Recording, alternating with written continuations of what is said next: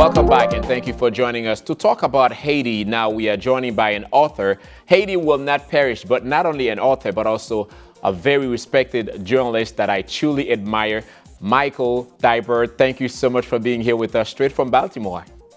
Thank you so much for the introduction and the invitation, James. Michael, I know you follow Haiti closely, as I do in so many cases. Now you're watching the uprising of gang violence in Haiti. What is your perspective on that?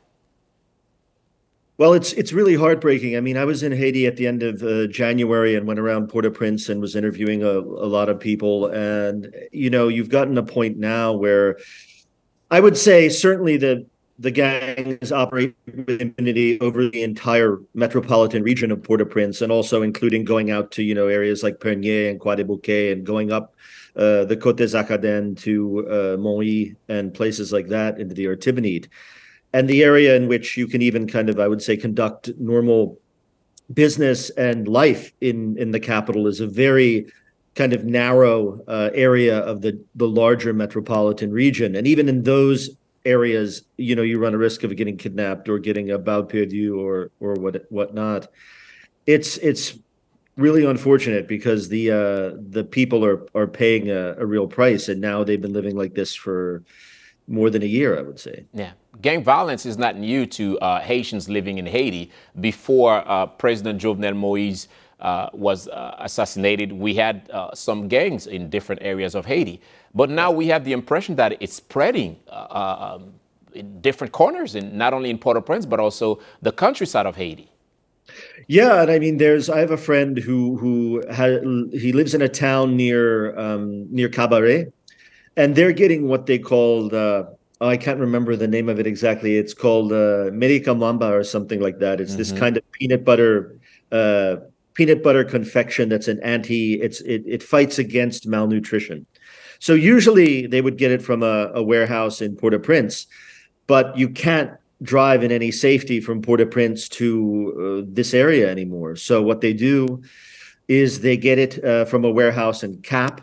Then it is taken by car down to Mirebalais, then to another town, and eventually it reaches their town with mules going over the mountains. So we're going back to almost like a pre-modern way of getting goods and services to these areas in the Artibonite now.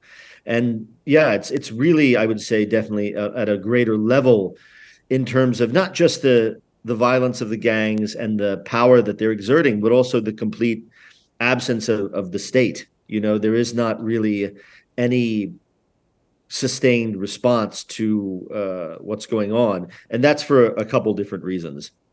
Yeah. And that is very disturbing, especially myself, trying to find answers from officials, government officials in Haiti. It's like winning the lottery, or you have only one response. We are incapable of this situation, and we need help. And that's the sense that I am feeling when you're trying to find information from them, and also the level of work that they are doing as government official. Yeah, and you know, as you know, I'm sure. I mean, there has always been this kind of overlap between political elites and economic elites and the gangs. There has been a lot of back and forth between those three elements of society. I think what's changed now is that a lot of these gangs are at a level of power where they don't really need their patrons so much anymore, like they used to. And you know, the police are in a really difficult situation because I do think you have good police, but you also have bad police who are working in league with the gangs, either because of fear or because they're getting, you know, financial benefit off of it. So I think, you know, what a lot of people were telling me when I spoke to them was not that Haiti, this idea of having some big peacekeeping mission like Haiti has seen in the past, but the police need kind of targeted support to make some progress against these armed groups, which are taking over, I should say, also more area every week, basically. I'm glad you mentioned the peacekeeping missions. You know, Haiti have seen for the past 20 years multiple peacekeeping missions, and some of them have left Haiti in more chaotic situation. Now we are talking about another multinational, international force to come to help Haiti.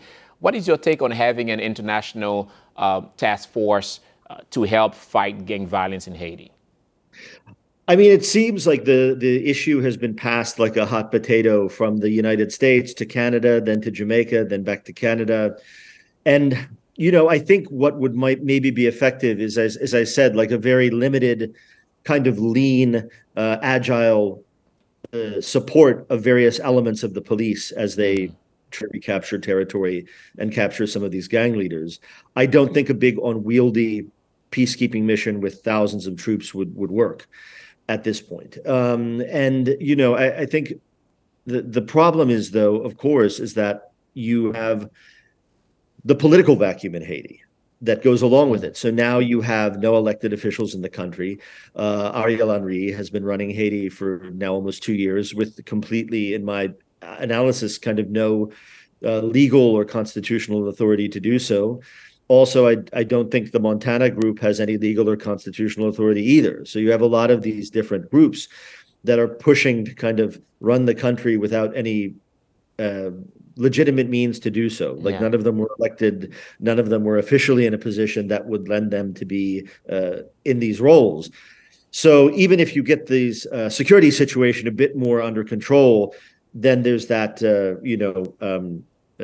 political problem coming in. Yeah, and I have a lot of, even though I don't agree with everything she does, and I've criticized her, I have respect for Madame Manigat, who's leading this, this council committee.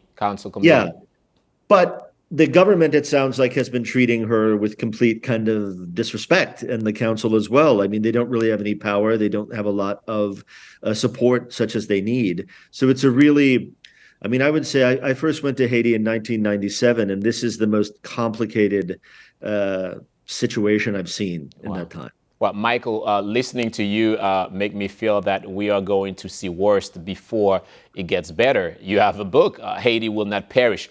What will be the solution? I mean, I think the first step is to somewhat stabilize the security situation, especially in the capital. I mean, I think the way, if citizens in Toronto or citizens in Orlando were being shot down in a bus and then their bodies were being burned in the street, the internet, that would be front page news in every newspaper in the world. But that's what's happening in Haiti right now, on a weekly basis. And there's this, what's the word I'm looking for? This just like paralysis of the international community to help. And it's really, and another thing I should say also that needs to be confronted is the fact that these gangs are getting their weapons from the United States, from shipments of containers coming from Florida and places like that, where they're being bought and then sent to the gangs in Haiti. So that's a criminal justice problem that the U.S. has to confront here as well, I think. Wow. Michael, always an honor talking to you, and I know you're also following closely the assassination of former President Jovenel Moise. Literally in 20 seconds, what is your take on the new revelation? We know that Rudolph Jarre now plead guilty to the charges, and some other revelation. The FBI has went to Haiti to question some of the prisoners. Do you think that there will be a sense of justice, at least to the Haitian people living in Haiti?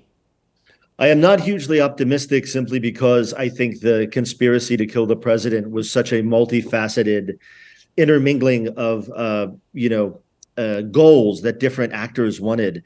I mean, what I've suggested for a long time since it happened was you need some sort of international inquiry similar to what they had when they killed Rafiq Hariri, the former prime minister of Lebanon, to look into it. And I really hope something like that happens, because you need, just for the historical record of Haiti and the people of Haiti, there should be a definitive answer to who killed the president and why, I think.